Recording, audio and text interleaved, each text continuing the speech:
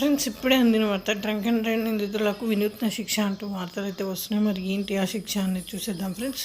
వివరాల్లోకి వెళ్ళే ముందు దయచేసి లైక్ చేసి, షేర్ చేసి, సబ్స్క్రైబ్ అయితే చేసి, మరిన్ని లేటెస్ట్ అప్డేట్స్ కోసం అయితే బెల్ ఐకాన్ అయితే క్లిక్ చేయండి ఫ్రెండ్స్. అయితే వికారాబాద్ జిల్లా తాండూరు పట్టణంలో డ్రంక్ అండ్ డ్రైవ్లో పట్టుబడ్డ నిందితులకు జిల్లా మెజిస్ట్రేట్ కోర్టు వినూత్న రీతిలో శిక్ష విధించింది. జరిమానాతో పాటు 100,000 పండ్లు కొనుగోలు చేసి జిల్లా ఆసుపత్రిలో చికిత్స పొందుతున్న నిరుపేద రోగులకు అందజేయాలని తీర్పు ఇచ్చింది. అంటే 1,000 రూపాయల పనులు అనమాట.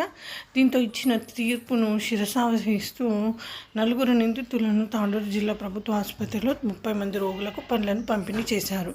ఈ విధంగా వార్తలు అయితే వస్తున్నాయి ఫ్రెండ్స్. ఇదైతే మంచి పనిష్మెంటే, ఎందుకంటే అట్లీస్ట్ ఆ రోగుల కన్నా కనీసం సేవ చేసిన వాళ్ళు అవుతారు కదా.